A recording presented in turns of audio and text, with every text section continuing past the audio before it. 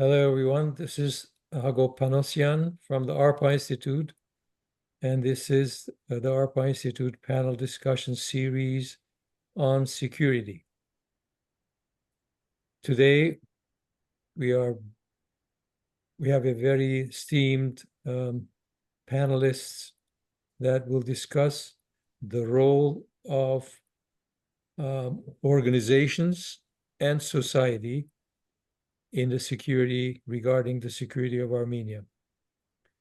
Before we start, though, I would like to say a few words about the ARPA Institute. The ARPA Institute has been working in Armenia since 1992, and we have a few projects that are ongoing right now in Armenia, the most important of which I'll be listing now.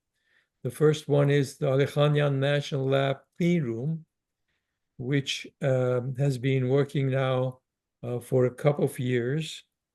And the first satellite, Hayasat-1, that was built in Armenia, was built in the clean room itself.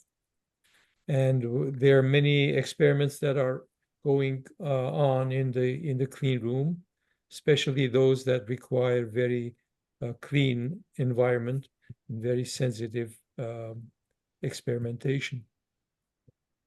So the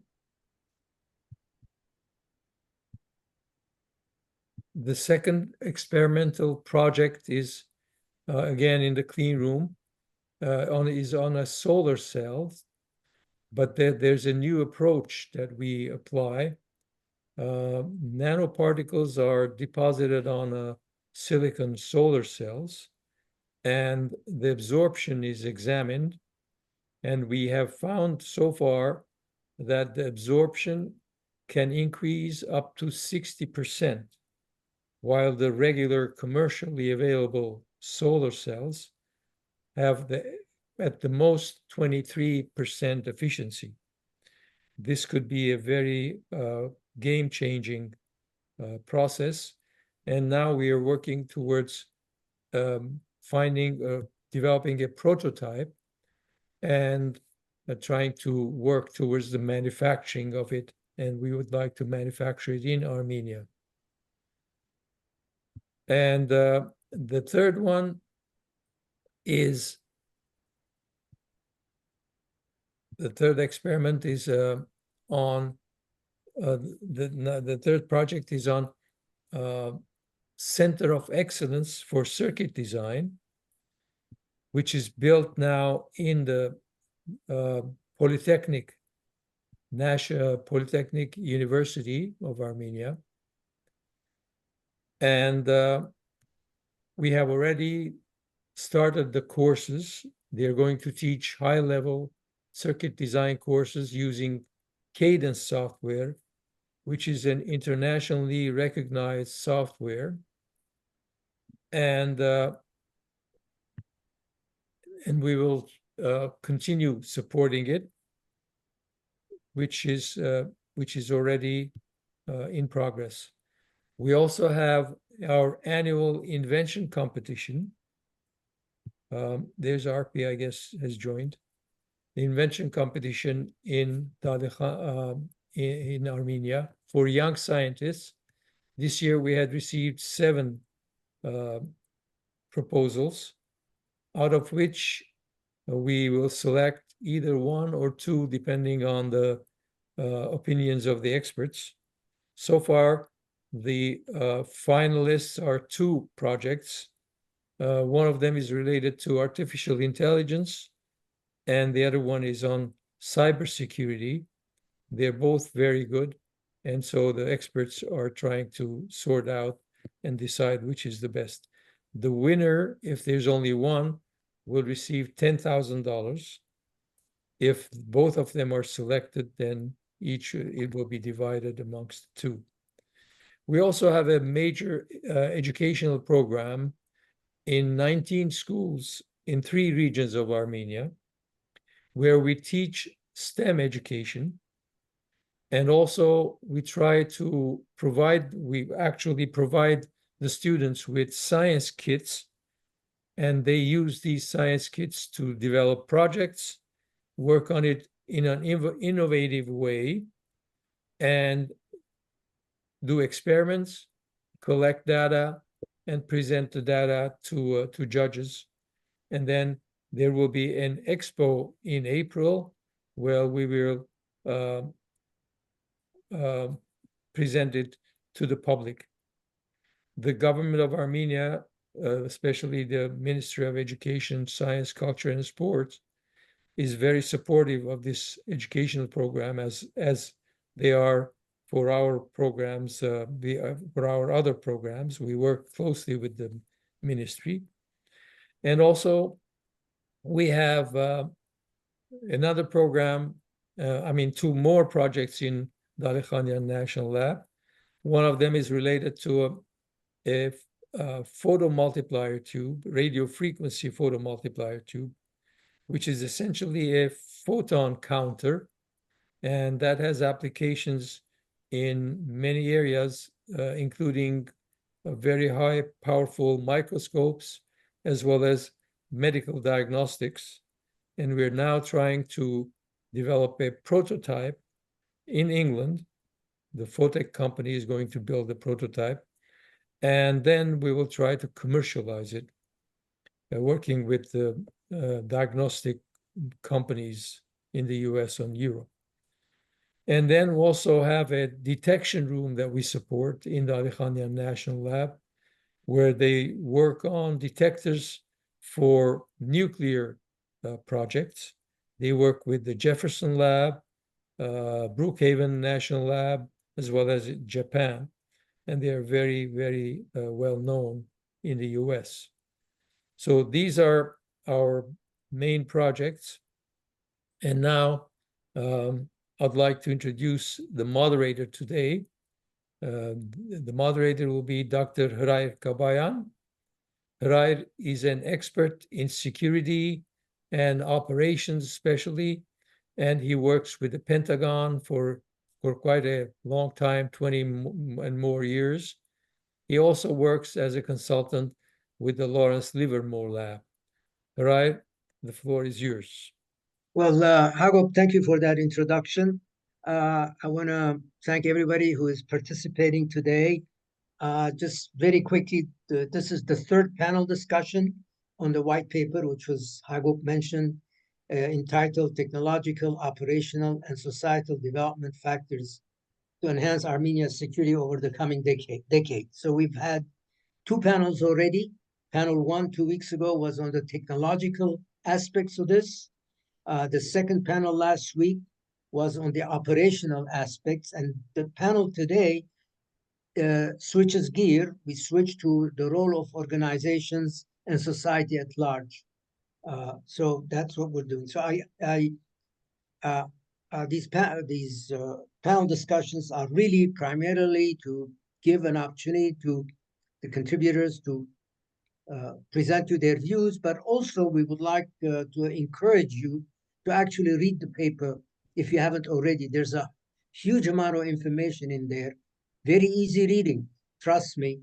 But and so we're going to do the contributors will do their best today to summarize the key points, and again to encourage you to go read the stuff. Let me remind you, the sessions are going to be recorded, and then it will be provided, and it will to you and to the massive distro list that ARPA has. So it's going to go all over. So so please be aware of that. And no, now as I said, I will not read the bios. They're extensive. The contributors have some great backgrounds, but please read their bios. If I read them, it's going to take forever.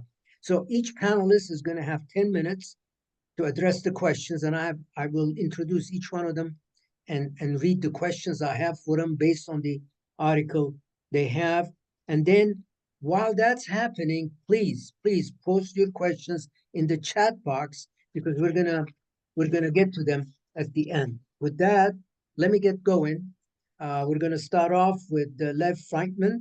And Lev, in your article, which was entitled "From Crisis to Accelerated Growth," you make some, well, it's from crisis to accelerated growth, Armenia's economic transformation. You observe in your article that since 2018 revolution, Armenia's growth model has become more sustainable and inclusive, and so far, high growth has occurred practically on its own, without much government contribution. That's point one. Then you also make a second point. You go on to state for current trends to continue, however, Armenia needs to develop a state industrial policy, build new institutions, and expand participation in local, regional, and global partnerships. And the third question I have for you based on your article, you observe the country needs a transition to strategic and consultative decision-making, which so far has not been part of the government tradition. Lev, over to you. Please expand. Yes, thank you, Hriar. First of all, I represent the paper, which is collective product with my authors, David Akopian and Vasily Burov, who are presented here and will correct me if I am representing our views not very accurately. But closer to the point, yes, we claim that since revolution, the structure of economic development, the development path of Armenia has changed drastically. First of all, growth has accelerated, and the structure of this growth has improved, became more inclusive and potentially more sustainable. And it has positive implications for country security, as sustainable and inclusive growth would for social coherence and public happiness. Let me show you a few slides to illustrate this point.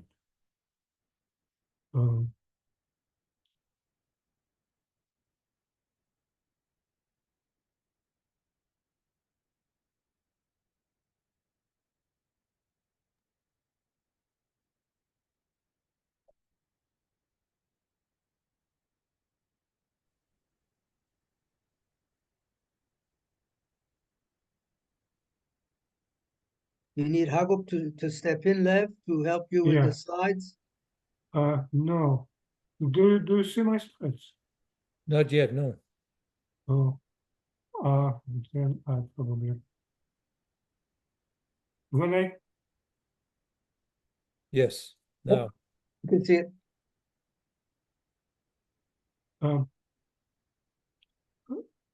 This is Armenian growth dynamic. Lev, so sorry. Please to full screen. It's bottom screen. Yes, it's. Go to full screen. Yes. To right. Yes, to right. And yes. Yes. There you go. Is it better now? Click on it. Click, please. Yeah, that's fine. Yeah, better. Okay. So it clearly shows this acceleration over the last few years.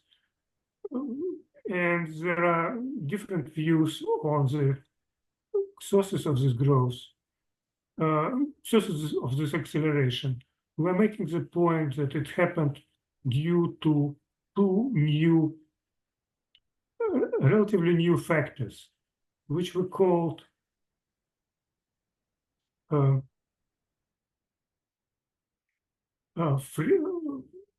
freedom dividend and new role of high-tech sector, which finally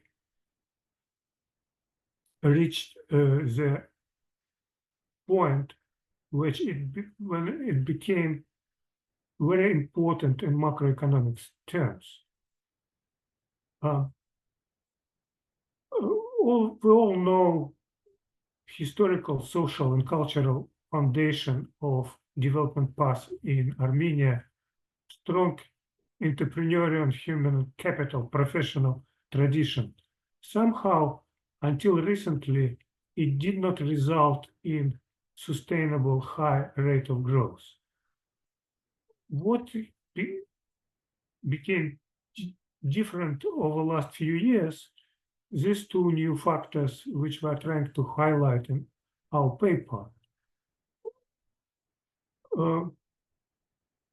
which basically shifted the development path to higher growth rate, which also received help from one-time off factors like Russian war in Ukraine, which pushed some good people outside of Russia, and Armenia and some of its neighbors benefit from this inflow.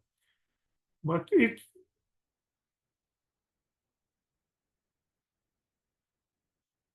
basically what was critically important, that revolution of 2018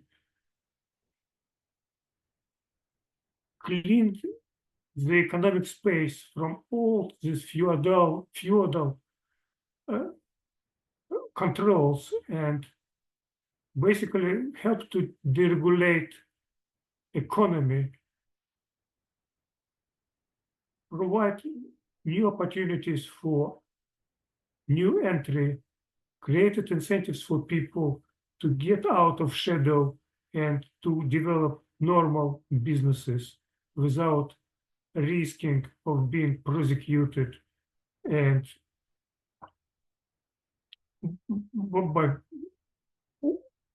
traditional post-Soviet public administration, tax authorities, and so on and so forth. On the right part of the slide, there is a rank of Armenia on Economic Freedom Index. This is a respectful global indicator of economic liberalization. You see the jump in the ranking or scoring of Armenia happened after 2018. Basically, from 48 in 2016 to 36 to 29 in 2020 and 36 in 22. It's Armenia reliably in the top quarter of the countries by economic freedom, and this is considerable achievement for the part of the world Armenia is in.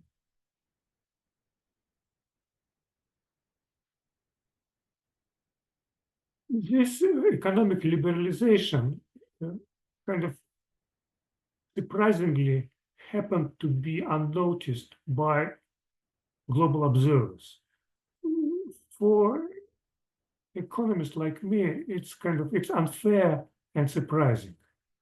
But people in Armenia noticed it and responded to it at full might. Making point a little bit too far just for sake of argument, I would say that for the first time in the post-Soviet history of Armenia, people of Armenia received opportunity to do business as they want, as they can.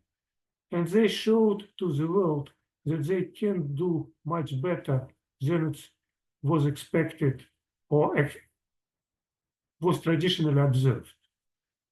This response to new, more liberal incentive regime was noticed also in FDI, foreign direct investments, which also after the crunch during the pandemic responded very nicely in 2022-23.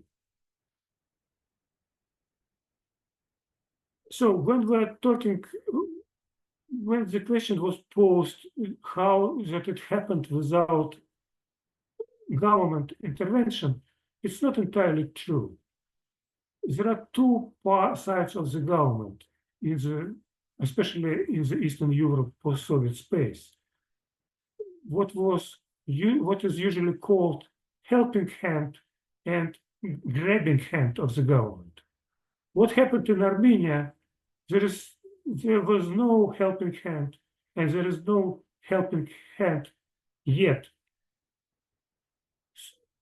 But the grabbing hand of the government was much more removed, reduced in scope, and it was enough to create a major push for better and stronger economic dynamics.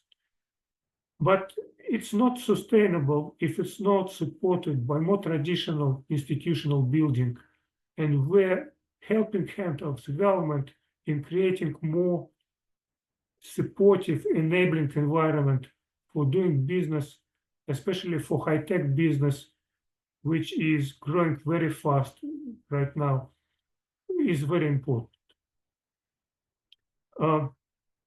This, for instance, important fight against corruption, which was successful, requires institutionalization.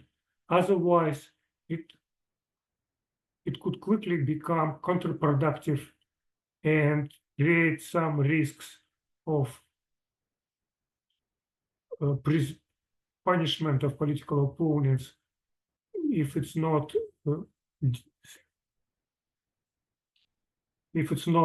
accompanied by institutional reforms, stronger judiciary, and so on and so forth.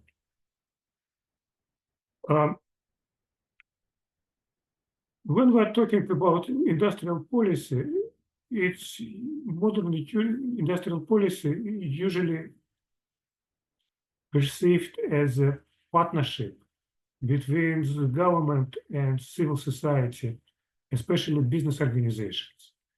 This is not a tradition which is established in Armenia. To switch to helping, enabling industrial policy, the government should be prepared to introduce new protocols of preparing, implementing, and monitoring its government policies jointly with representatives of business organizations and civil society at large. And high-tech sector is the place to start. This is a place where strong business organizations have been established for some time and ready to be strong partners for the government, maybe to take a lead with their own initiatives, how to clean up, improve regulatory space, improve opportunities for cross-border movement of capital and labor, to make Armenia more competitive in terms of human capital, attractiveness for human capital for doing business and just working in Armenia. Currently, Armenia, despite major inflow of human capital since 2022, underutilized opportunities of capitalizing of what is going on in the region. Everyone was happy about numbers of people who moved to Armenia from Russia back in 2022, but much less is happened. But there is much less popular to talk about how many of these people already gone to other pastures like Georgia and Turkey, moving from Armenia to places where lower income tax or better opportunities with cheaper office space for high-tech companies.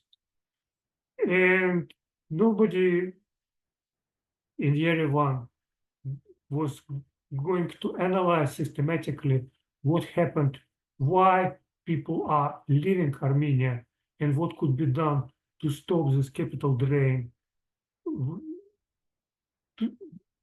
which easily could reverse the the human capital gain accumulated in the past 2 years. Maybe that's it. I used my time fully. Well, thank you, Lev. Great presentation. Thank you. I just want to remind everybody, please insert your questions in the chat box. We're going to get to them at the end, so continue inserting your questions.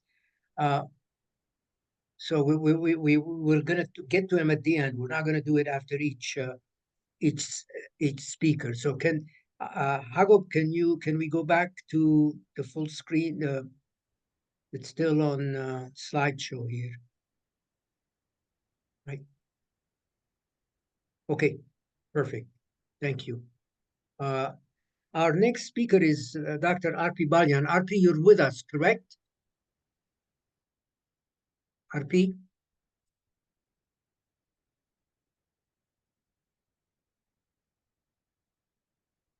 Okay, we have an Arpie there, but it's muted. So we'll get to her when she does join.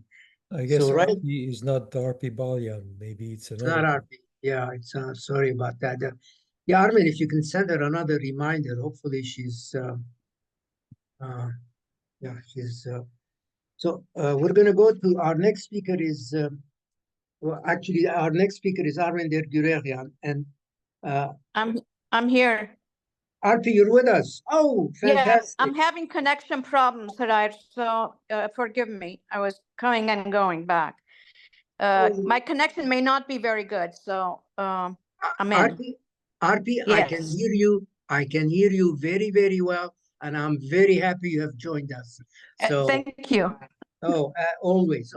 And Arpie, your bio, everybody, Dr. Arpie Balian with AUA, her bio is in the book, in the report, the white paper. So please read it.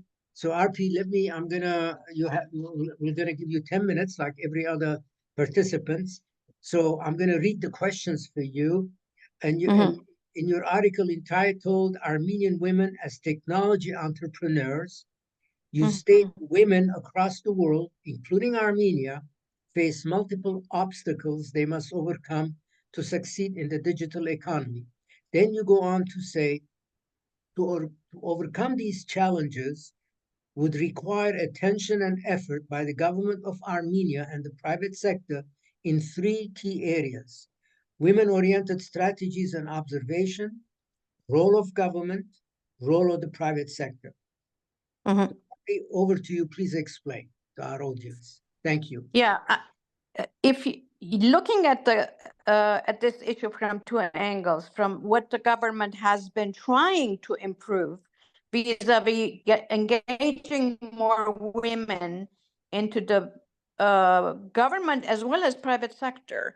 There's a lot of lip service, you hear about it, but there's nothing concrete being done. So I'm still waiting for some reforms that will truly make substantial difference in encouraging women to participate more, so we don't lose them. In fact, engaging them more in the private sector. That's probably my main point in saying, well, in the education sector, probably we see a lot more women participating, but in the private sector, we're still missing a huge improvement. That's primarily my point, Hriar.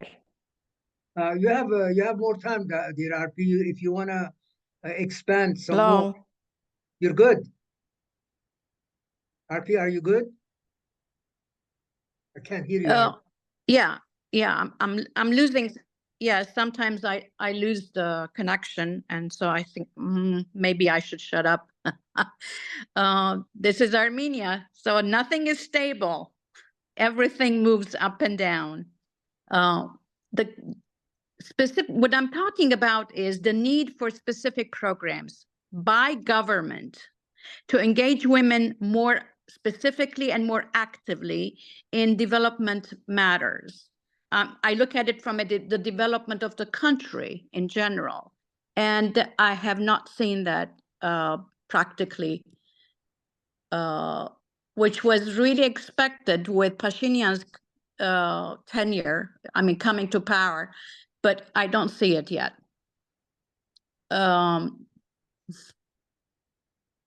Yeah, I have made my major point. I don't know how much more I can elaborate, but particularly, I don't know what to say. Women are among those who are leaving Armenia. It's not that only men are leaving, but we have not even been able to engage more of them in the technology sector, which is really the only sector that's probably making some advances. Why is that? It's primarily because there are no incentives to encourage women to jump in and really participate in the overall development process of the country. Well, thank you, That's- Arpie. That's it. Yeah. Okay. Well, thank you, Arpie. Appreciate it very much. And please, everybody, this is a very important topic, the role of women. So we have a lot of great participants. Please insert your questions in the chat box for Arpie, and we're going to get to them at the end. So stay online, Arpie. Don't leave us, because there are going to be questions for you. Okay, so we're going to move on. I don't think we have Anzhela Baltayan. She did not confirm that she was going to be able to do, so we're going to skip that one. And so, Armen, we're going to get to you now. Dr. Armen Kiureghian. Armen, in your article entitled "The Role of Academic Institutions in Advancing the Technology Sector in Armenia," you discuss the key role that academic institutions in Armenia play in advancing the technology sector and the type of education and training that are needed. You specifically state to achieve these objectives, every segment of the Armenian educational system has a role to play, including university level education. So that's one point. And the second point you make in your article, again, and by the way, I encourage everybody to read those articles, because they're very good, very profound. The second point you make, you identify areas that require improvements, including specific interventions and investments by the Armenian government. Armen, over to you. Please expand.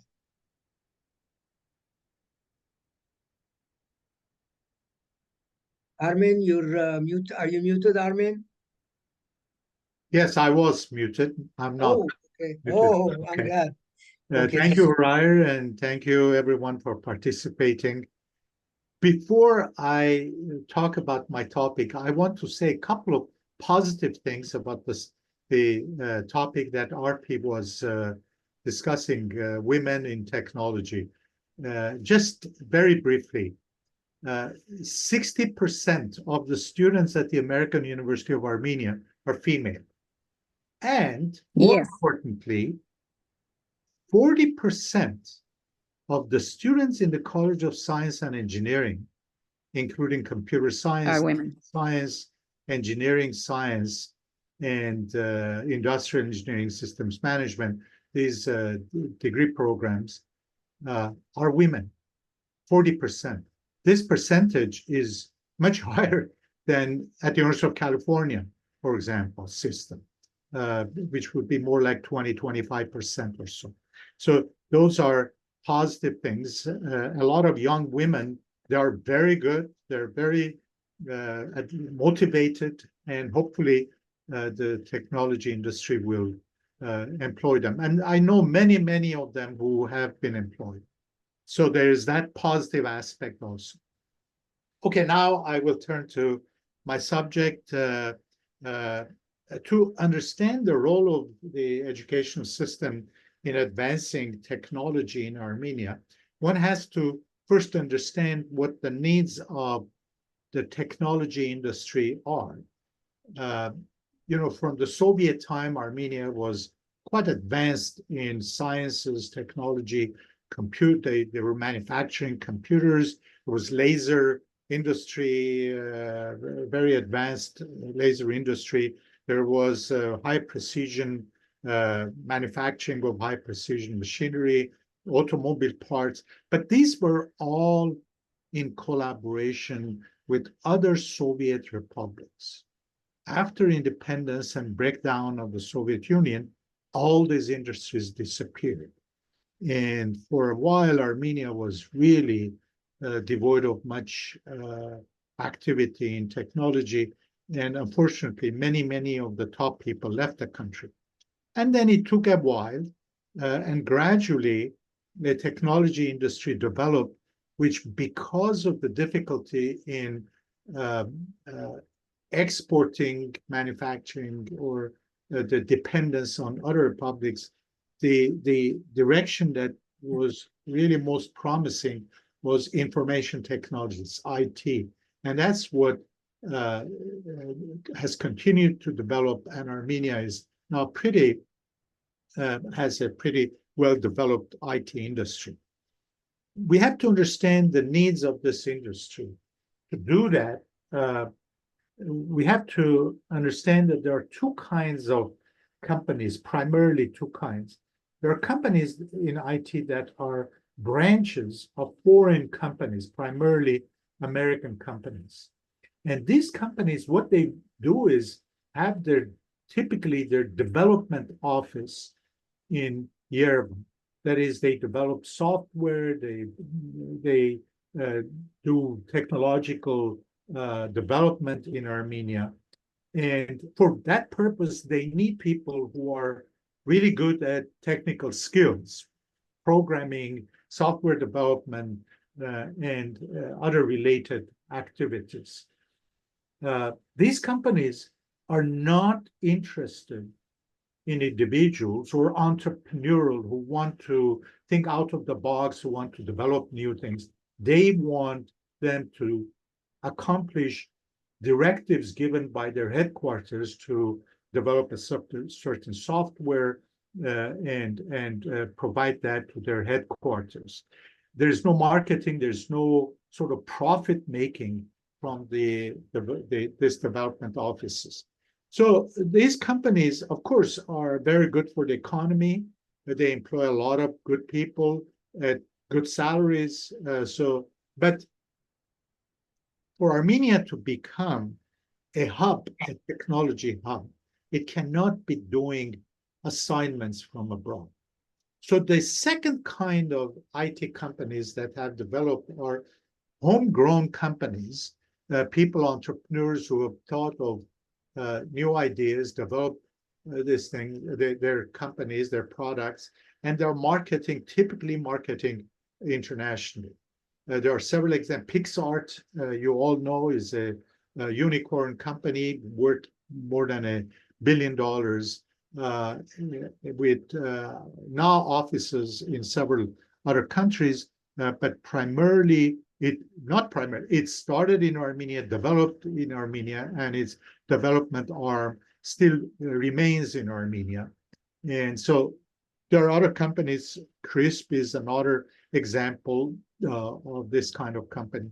Now, these kinds of companies to develop, and by the way, I must also say that there are hundreds of startups, small startups in Armenia. Many of them try, fail, but some of them succeed, and one can give many examples of the successful ones. The needs of these companies are different. They need entrepreneurs, they need marketers, they need also producers, the workforce that will develop the software, but they need people who could take leadership, who could think outside the box, and who could develop, who are also good communicators so that they can work internationally and have leadership abilities. So given these needs, you can see that the needs of the industry are multi-pronged. They need the workforce, but they also need the entrepreneurs. They need the startup people. They need the marketers. They need the managers.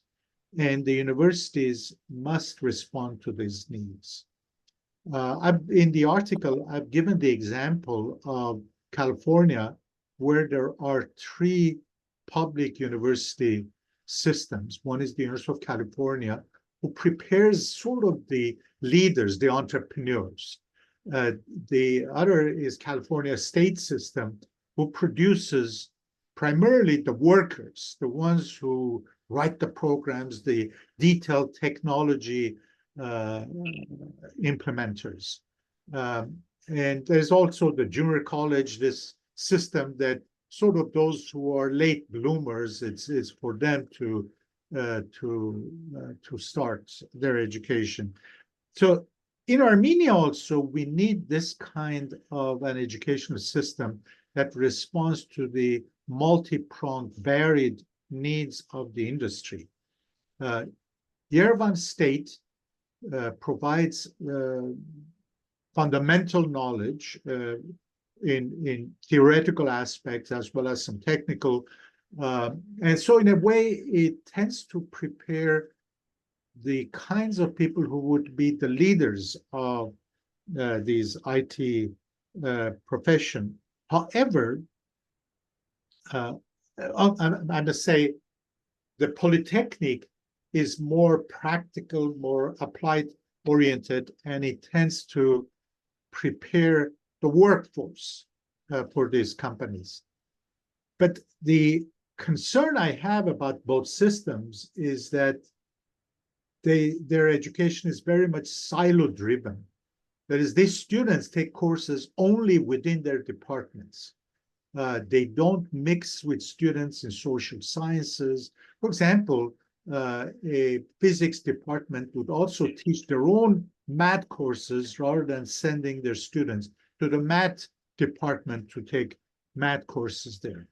They are very much silo oriented. This is not good. It's old-fashioned because advances happen in the boundaries between disciplines these days. And moreover, the students need soft skills. They need to be able to talk to business people, to social scientists, in order to have the soft skills for leadership as they get into businesses. So what is lacking is this soft skill, broad education that these universities don't provide. That is a hallmark. That kind of a broad-based liberal arts education is a hallmark of the American educational system, as you all know, and that is what's done at the American University of Armenia.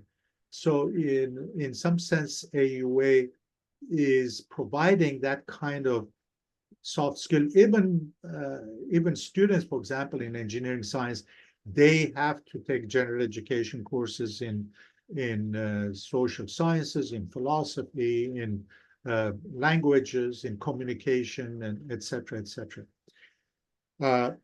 So this kind of education is good to prepare the kinds of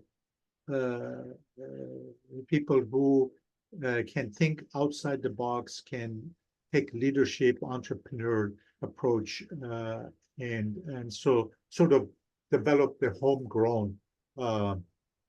homegrown companies. By the way, 3 initiators of PixArt are all 3 of them are graduates of AUA. If one can give one example, though examples one should not generalize. So the point I'm trying to make is that the universities in Armenia have roles to play. They have a very important role to provide the multi-pronged needs, the varied needs of the IT industry, including the workers, the producers, the leaders, the managers, the outside box thinkers, the entrepreneurs. And that is very much related to the type of education that is provided. How much time do I have, Hriar? Am I within my time or? Right? Right. Sorry, Armen. Sorry, Armen. Take a few more minutes. You're good. Go ahead. An area of concern that I have is the school education system. The school education must prepare students who are well founded in mathematics, sciences, if they are going to eventually work in technology. The problem is that the school system in Armenia now is very much lacking in mathematics and sciences. In fact, many schools, small schools, don't even have the option, after the 9th grade, they choose either science and mathematics, business, or social or humanities. Many schools don't even have the option of mathematics and sciences. This is partly because of lack of qualified teachers in these areas. Those teachers who know something about mathematics or sciences, they get hired at much higher salaries by the IT industry. So there are very few who are willing to work in schools with the meager salaries. So there's a really need of action from the government to make sure that the programs in sciences and mathematics and technology in schools is adequately staffed. If necessary, there has to be a differential salary for teachers in these areas so that kids have the basic knowledge before, and they're motivated to enter universities in these fields. So I think I'll stop here, not to abuse the time, and then if there are questions, I'd be happy to answer. Thank you very much. Well, thank you, Armen. Thank you very much. Yep. So let's go on. Again, everybody, I see some questions coming in, but keep inserting your questions in the chat box. We're going to get to them at the end, by the way. So keep doing that. So our final speaker is Dr. Hagop Panossian. Everybody knows him. Hagop, in your article entitled "The Role of the Diaspora in Advancing the Technology Sector in Armenia," you state Armenia has a growing information and communication technology sector, which has come about through sound macroeconomic management, and you point out the government of Armenia has an active role to play in supporting the further development of the sector. You also go on to identify various ways the government can engage the diaspora in such activities and point out the gaps between Armenia and the major diasporas. And another point, you make a key point. You conclude by listing numerous ways diaspora experts can be motivated to contribute to the scientific and technological developments of Armenia. I go over to you to explain and expand. Thank you. Thank you, Hriar. I'd like to stress that all these subjects that has been mentioned and are being talked about is, of course, all directed towards the security of Armenia. In other words, we want to stress that even social sciences, education, women in power, and all these things are very important to develop such a country that it's strong and it's secure, and therefore these things help the security of Armenia. And of course, one of the factors that can benefit Armenia is the diaspora, which is a huge potential that Armenia needs to tap into and is already tapping into somehow, but not enough, I would say. One of the strongest ways that Armenia can engage the diaspora in higher value added activities is by stock taking of strategic connections that have high priority sectors, and they build mechanisms for joint projects. And I think that should be stressed very carefully, and it's not being completely implemented right now. And again, the government has a big role to play. Of course, nowadays, as you know, the government of Armenia has quite a few things in their hands, and they are busy, especially related to political issues, security issues, and also economic and so on. But again, the part that the diaspora can play in all these issues could be very important and should be taken advantage of. But of course, as you know, diaspora is a very complex, multi-phase, multi-center, multicultural, multi-mentality entity or entities.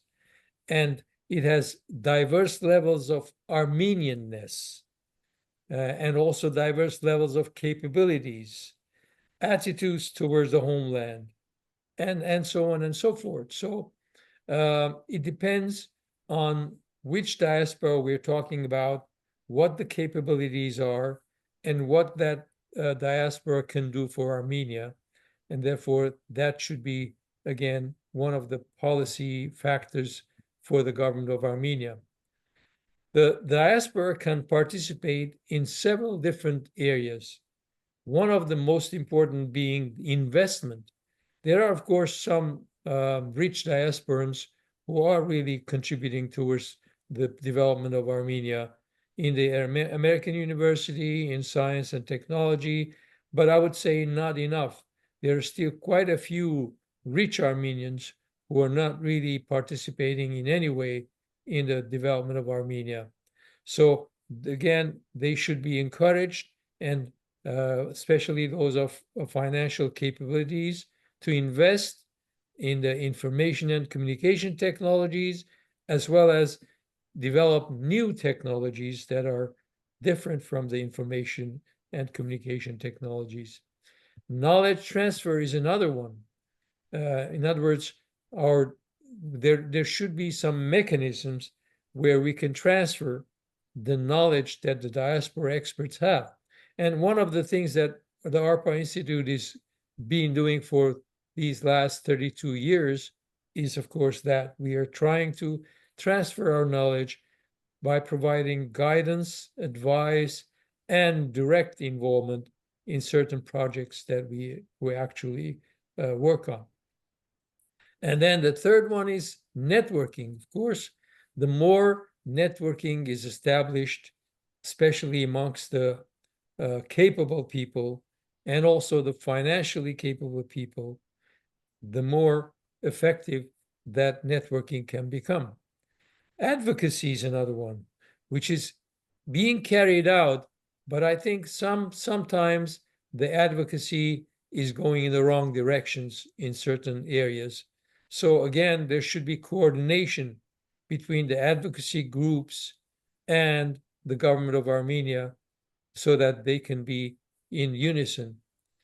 Collaboration, promoting collaboration between diaspora members and local companies is also very important. And also, of course, cooperation with the institutes on research, development, and innovation projects.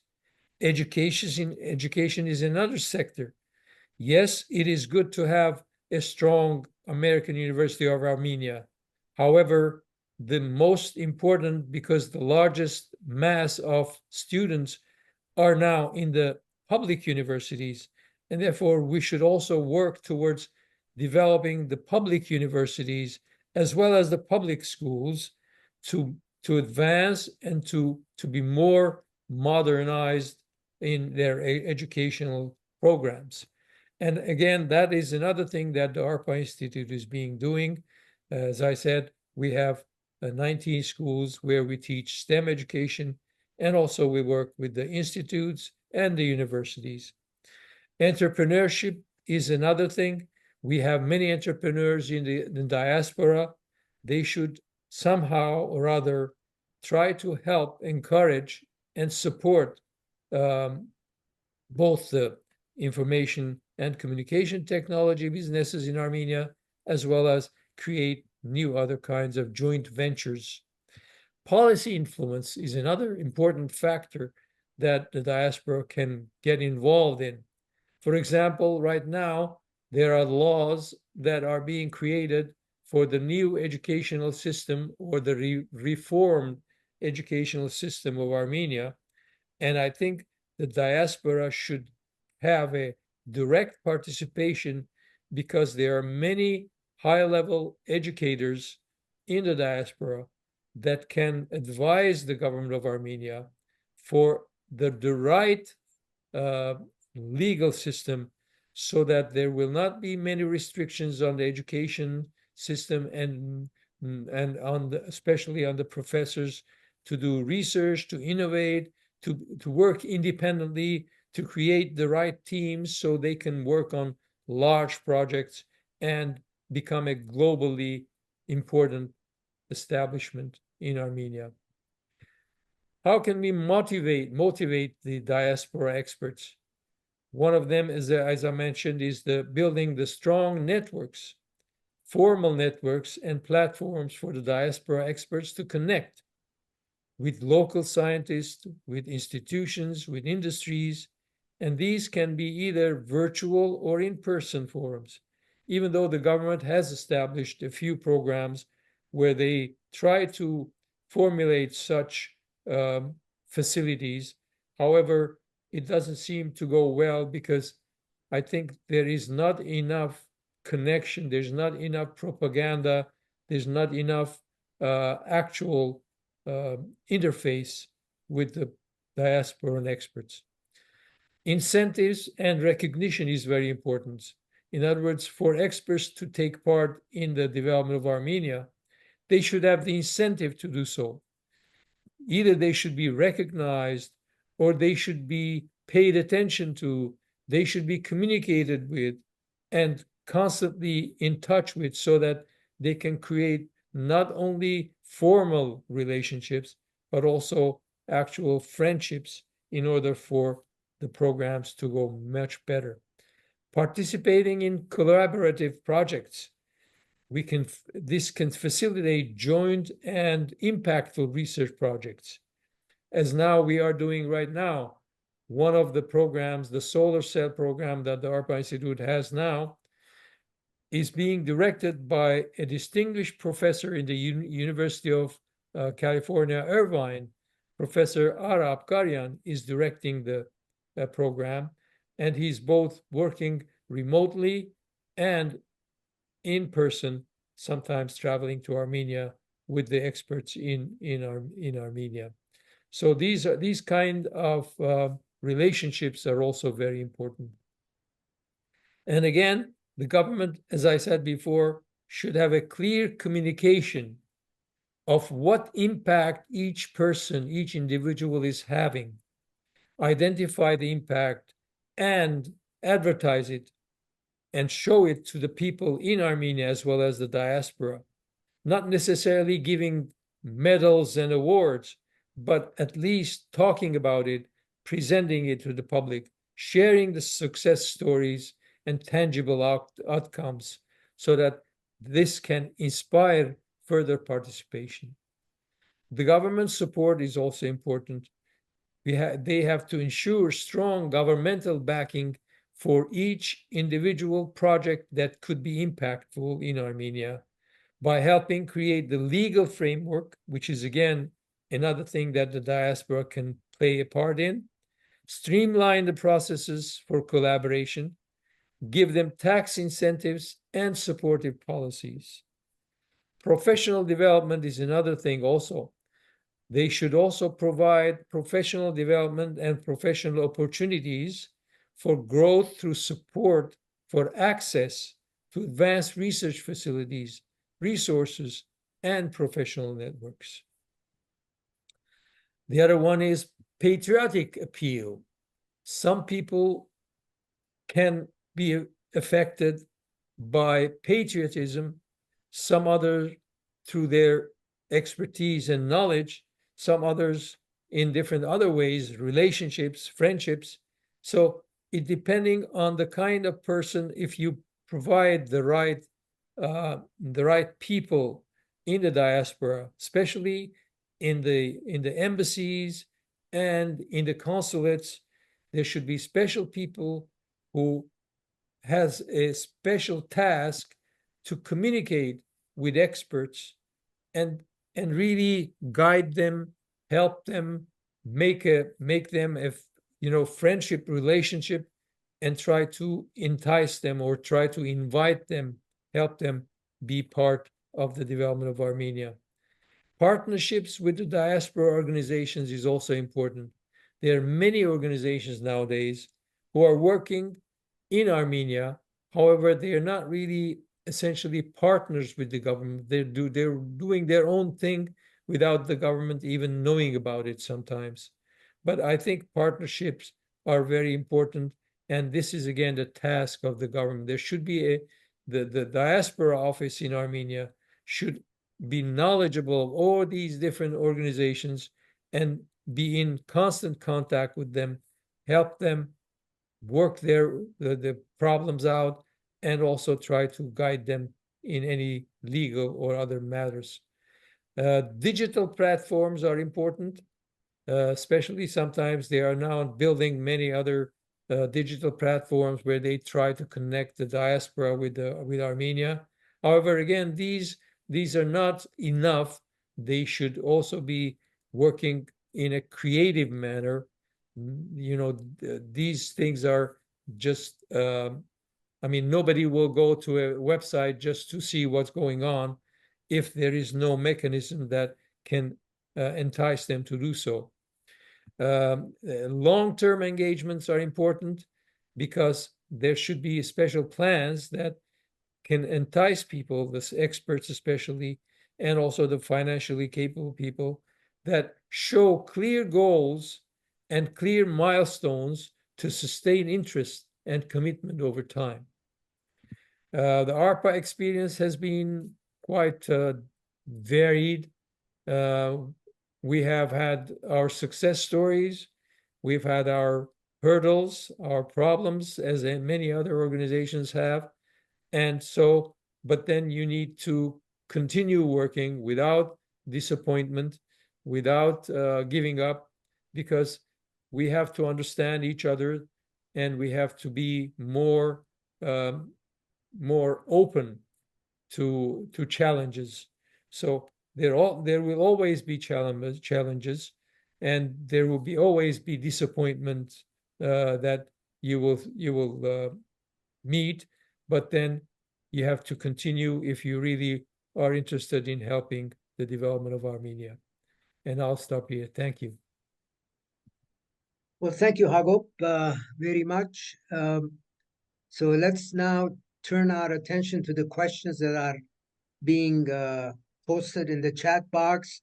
To all the participants, please continue. We have several here. I'll read them because even though this is it's being recorded, but I don't believe the question chat box gets recorded. So this is a question from Anna Ohanyan, who I'm glad, Anna, you're participating today, and this is for Lev.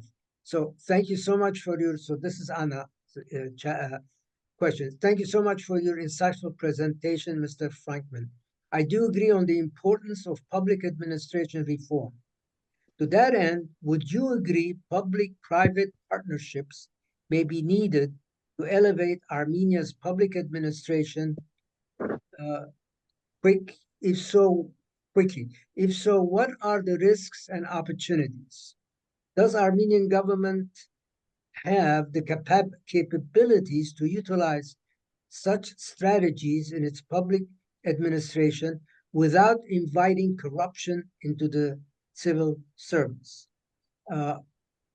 Thank you, Anna, for the question. And Lev, over to you. Lev, you're muted. Thank you for the question. My answer is pretty simple. we should try to pilot these schemes, starting with relatively modest in scope pilots in agencies which correspond to immediate needs of the Armenian development. My favorites would be agency for image building and investment promotion, attraction foreign direct investments, where some public-private partnership with the private sector is fully justifiable, could be monitored, and some experience accumulated and gradually scaled up to other sectors and initiatives. And of course, I would not push for public-private experiments in judiciary and some more traditional or civil service areas. So selection, gradualism, and monitoring how it goes.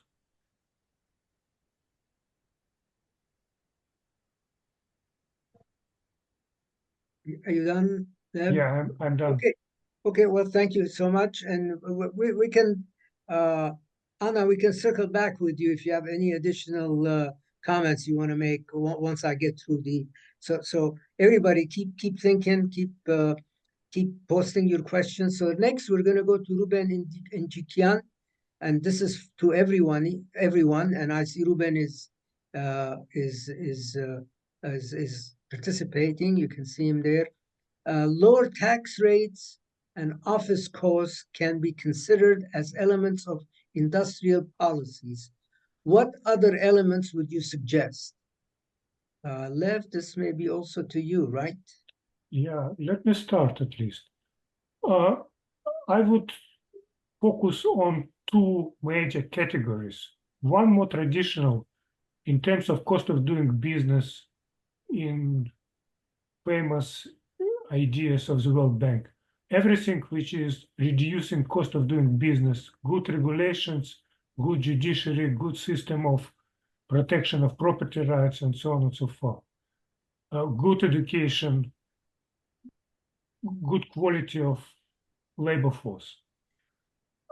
My second part would be less conventional, and this is where we would talk about image building, good environment for competition at the global market for foreign direct investments, creating favorable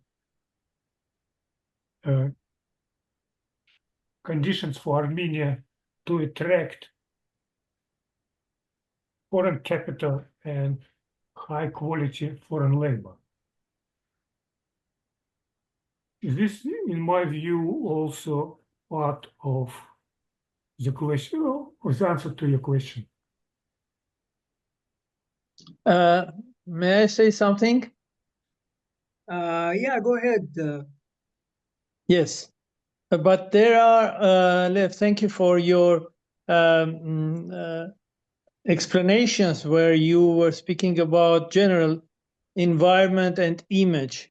But didn't you think about specific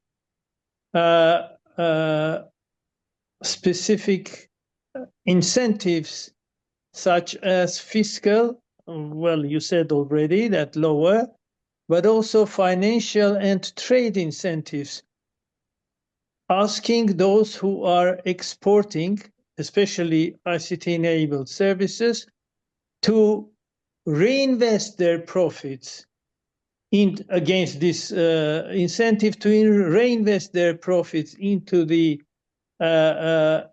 expansion of production and exports on a continuous basis, thus increasing the export potential of Armenia.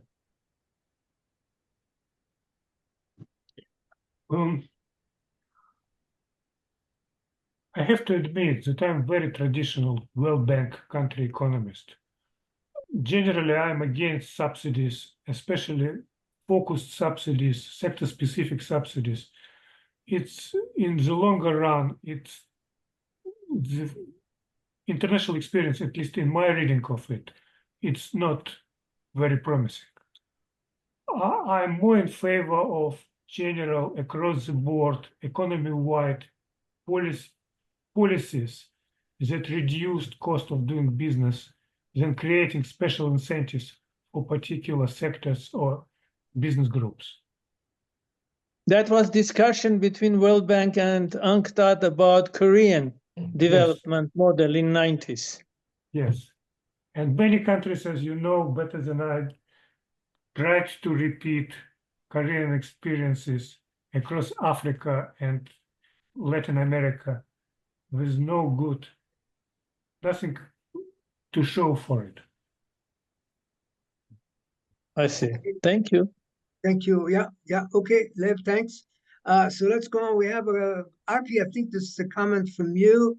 Let me read it, and then you may want to expand. In small nations such as Armenia government's role in development is imperative because it provides the structure and organization as encouragement for women to engage, particularly for women who don't have access to other sources of financing. So that's so Lev, is that you? Who wants to take that? Who wants to address that? It's a comment, so anybody wants to? Right. I think Arpie's comment is in response to an earlier question from Lev. Yeah. So you want to read Lev's before Arpie's response, or Arpie may want to verbally respond. Yeah, so yeah, I see Lev's thing. So Arpie, why do we need, okay, you're right, Arpie. So why do we need government programs? What is wrong about programs to be prepared and run by business associates or charities? What is tech comparative advantage of the government in this area?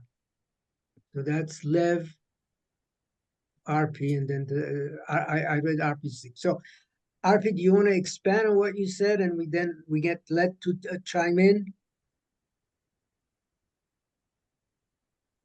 Arpie? Okay, Lev, go ahead, and if you have any additional comments you want to make, Lev, go ahead. I'm kind of a little bit skeptical that too many references to government should do. In the situation with this dynamic between diaspora and Armenian government, kind of diaspora underestimate its capabilities and potential relative to the government capabilities. Looking at it from outside, I often believe that Armenian diaspora organizations could do much more if they believe in their capabilities a little bit, if they have more self-confidence and take a lead, putting the government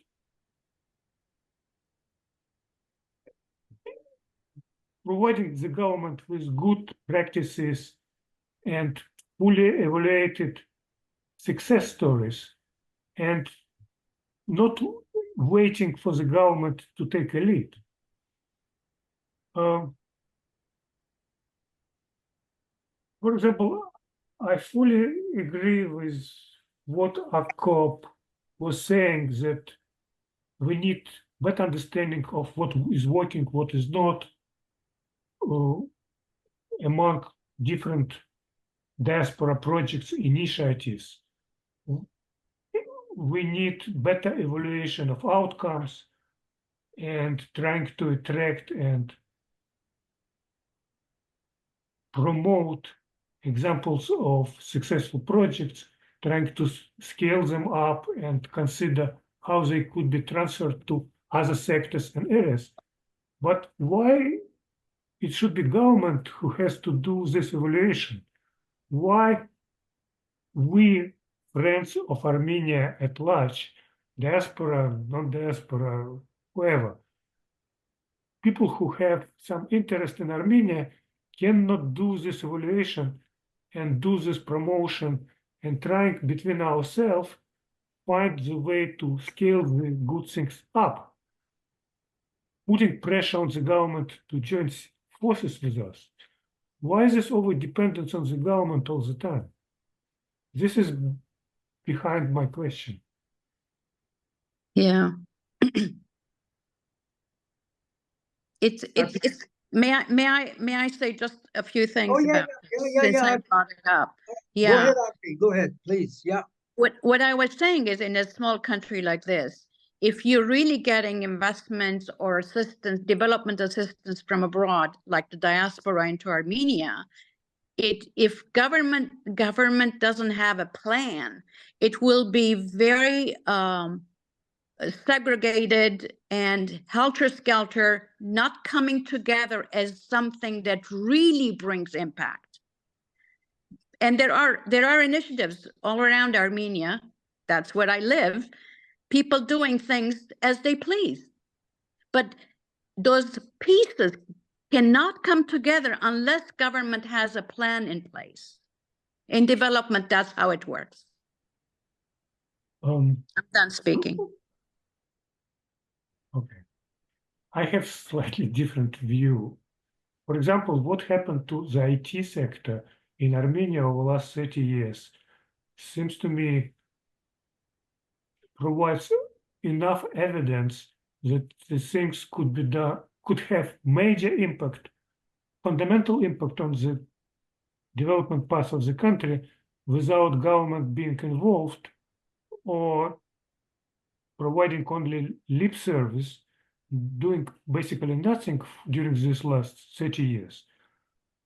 The source of the great success of IT sector is this stupid people who were investing against any odds for decades, facing the walls and opposition and neglect from ignorant bureaucrats, but succeeding in the longer term. Okay. All right. Let's go on here. There's a comment question, I guess. So let me read this, and then what do speakers think about why we have not been able to create a sustainable system over the past 33 years since independence to actually leverage the dual potential of Armenia and the diaspora? Then Alfred goes on to say, could it be that maybe the causes of our problems are more cultural, in parentheses, instability to engage in proper dialogue, inability to engage in proper dialogue, rather than intellectual or financial? Hagop. Sure. Well, I think one of the reasons is and the tech sector and some other tourism sector, gastronomy and the service sector, etc. in Armenia have grown maybe with minor government engagement, but mostly despite the roles the government tried to play. So that's why I think this is, and also the combination and the volume of talent I have seen outside in the private sector and the volume of talent I have seen from diaspora coming to Armenia is unfortunately not comparable with the volume of talent currently in the government. Although there are some very good public servants in some ministries on some positions, but overwhelmingly the institutions, they are not extractive the way Tarun Acemoglu describes in his book, which got the Nobel Prize, but they are not also inclusive, unfortunately. So they are somewhere in making. And so to make these government institutions inclusive, adding value, creating goals, driving the process towards the goals is a process. And I fully agree that this experience from the tech sector could be taken beyond. For a moment, coming back to the tech sector, there are two government-created institutions. One is the Ministry for High-Tech Industry, And second is the High Council chaired by the Prime Minister, where enough diaspora representation is also present. And both of them have so far a mixed record because these institutions, both of them, have been created with a goodwill, but they have not been, let's say, functioning as per the expectations that were behind them. So how to make these institutions better functioning is a separate and longer discussion. And let's say when we speak about reform, for example, sometimes too much reform also could be dangerous. Like we all are sharing the concern about academic city and not enough thoughtful approach to the academic city and to abrupt reform which government is trying to push, and all the, let's say, educated community is resisting and trying to find a way to slow it down, to make it, let's say, more content oriented, more, let's say, productive, etc. So there is a lot of, let's say, separate discussion, I think, about the institutions, the society, the talent in the society, and the role of diaspora, which to me is the key competitive advantage Armenia as a nation has. And I think this overall discussion to me is very interesting to see the different parts of this, let's say, equation coming together, and probably need to be continued with some, let's say, focusing on different topics also. I don't know, I tried to cover a number of different issues, but I felt that this is a very rich discussion and very instructive. And we're just discussing with Lev and Vasily also that we need to write probably another article about institutions in Armenian context, why they are not working, and what need to be done to make them more functional and working. What could be done? Mhm. What needs Okay. to be done, it's easy. What could be done? Well, thank It's you. question or No, it's a comment. Mhm. Okay, Just, thank you, David. can I add a few things? Go ahead, Hagop. Actually, sorry, my computer all of a sudden turned off the Zoom for some reason. I don't know why, but so I'm back.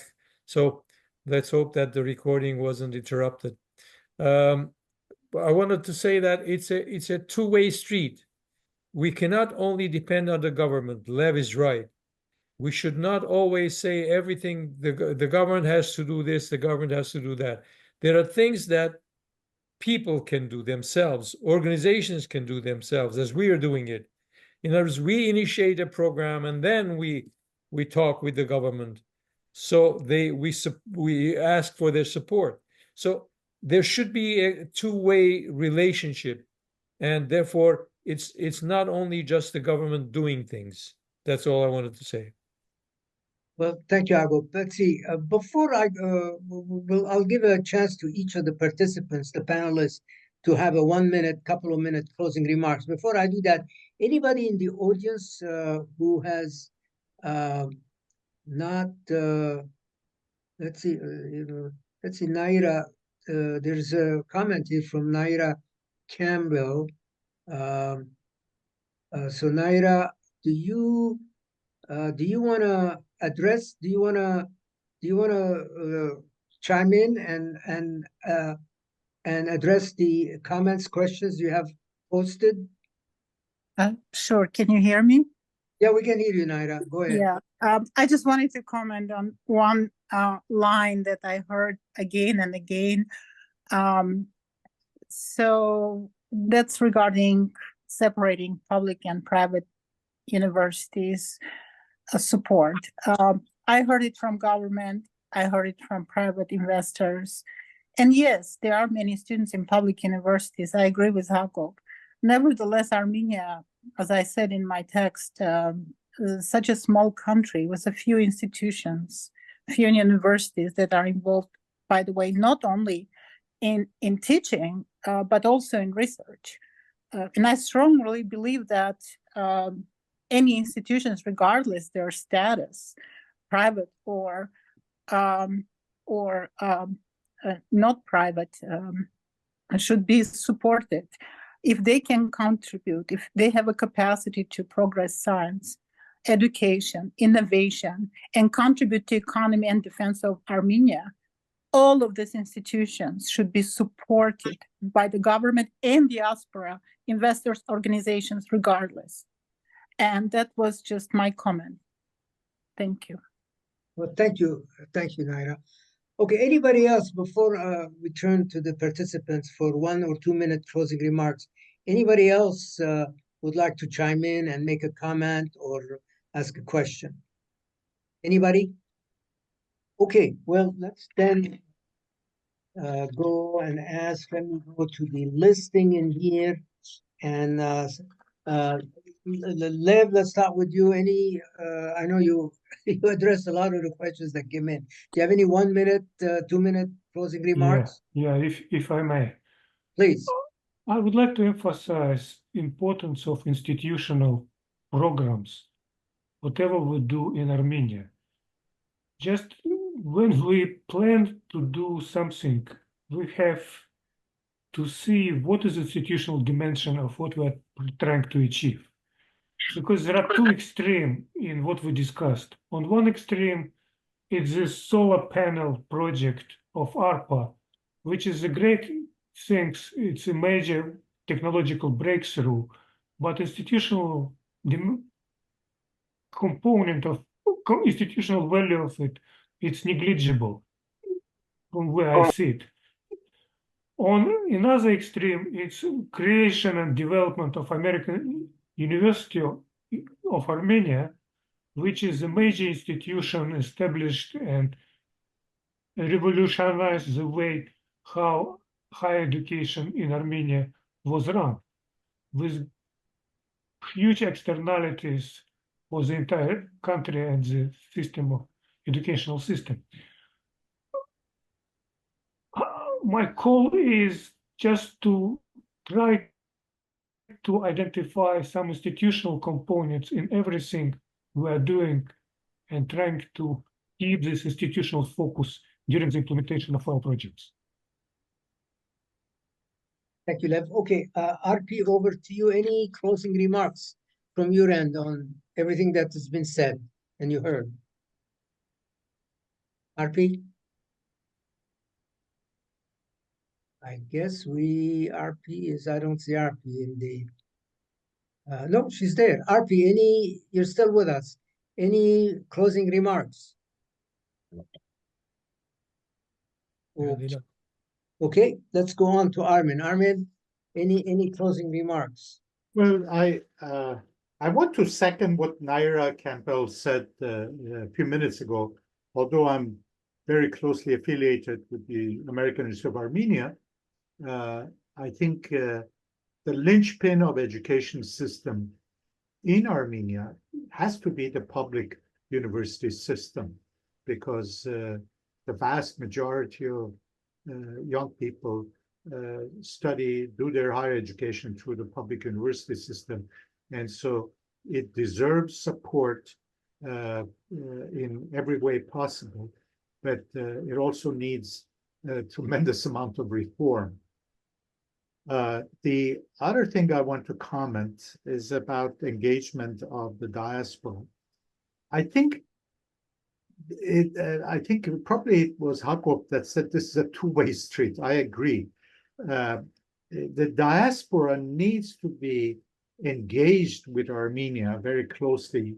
You need to go there, visit. Problems are more complex than they may appear.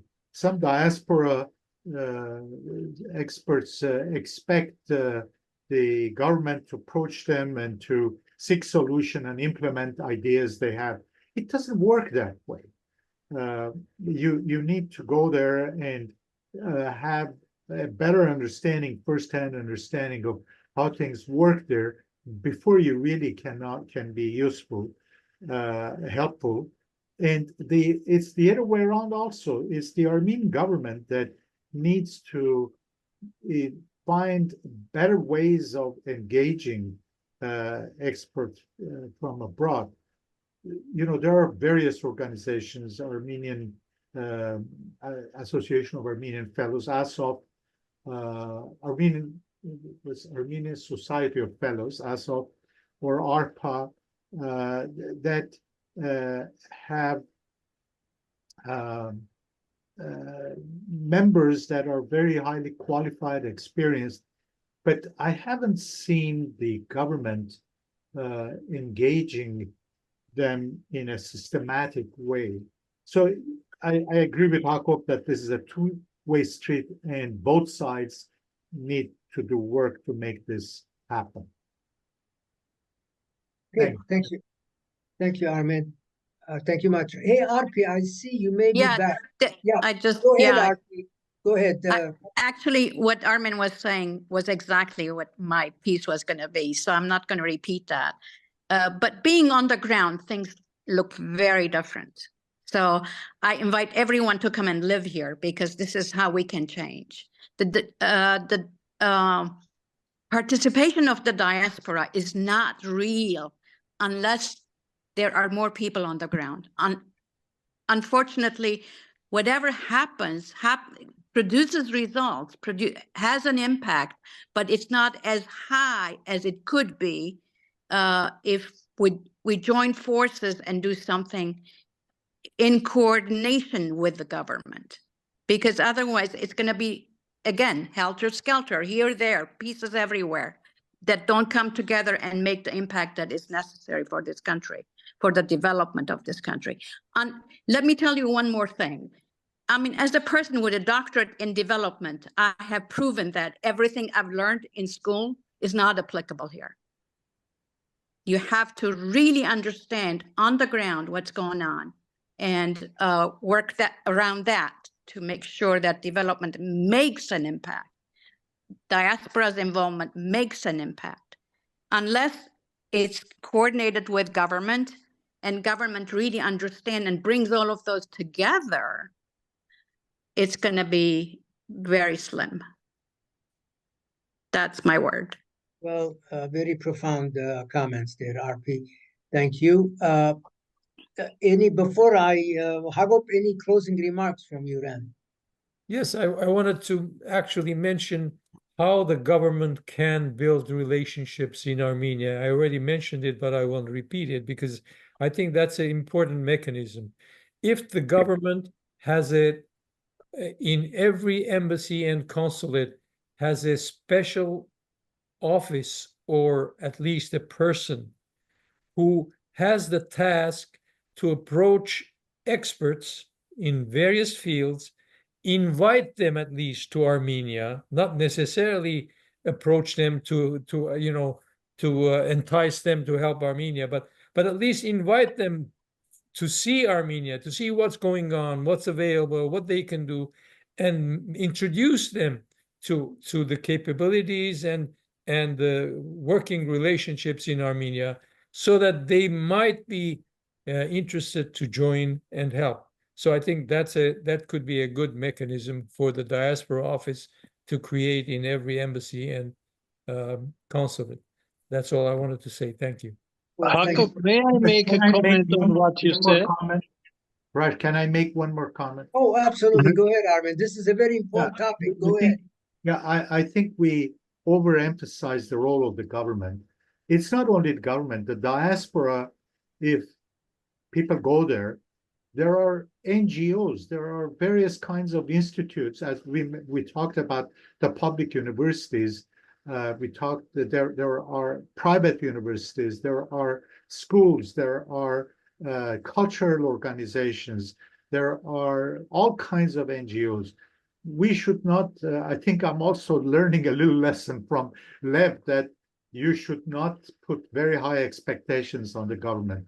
The diaspora can also get engaged with non-governmental organizations. That's what I'm stressing though, Armen, is not those people who really are interested in helping Armenia. If you are interested, you can find a way to go out to Armenia and get involved. But I'm talking about those who are passive, but they are experts. They exist in the US or Europe. They have no connections with Armenians. They have no interest in going to Armenia. Those kinds of people, they could also be very helpful. That's the relationship I'm talking about now, to get more larger networks established. May I say a word about what Hagop suggested? Sure. Go ahead. Go ahead. Yeah, I was proposing long ago what Hagop was proposing under the name of Armenians Trade and Industry Representative or something like that. In other words, ministries of economy, high tech should have in key embassies their representatives who work actively with big diasporas so that they, with diaspora representatives, will bring non-Armenian foreign investors to Armenia by going them, presenting them projects and all that, what Hagop was just mentioning. But for that, there should be a network of sort of trade and industry representatives, not only diplomats who are speaking with foreign affairs, who are dealing with intergovernmental or multilateral intergovernmental relations on the level of business and non-public institutions. I'm also talking about, Ruben, though, not only trade, they have trade representatives, but they are only interested in trade. What I'm talking about is larger trade, industry, investment, all that, all economic relations. Yeah. I'm talking about experts, to entice experts, to approach experts, to invite experts to Armenia. Yeah, so, but that is a part of investment. That is a part of economic relations. Okay, it's not abstract. But it should be a part of their task, is what I'm saying. Yeah, larger task of economic relations of Armenia with the rest of the world. Yes. Okay, well, this has been a very exciting session. We hit the 1 hour 45-minute mark. So I think we've come to an end, and it's all been recorded. Hagop will be sending it to everybody. ARPA will, and Hagop, any closing remark before we end? Yes. Thank you very much, Hriar, for a very excellent moderation as always, and also thank you to the panelists for a very exciting discussion. We learned a lot today. And I would like to say that we have a panel discussion on the American University of Armenia and the future plans of our university.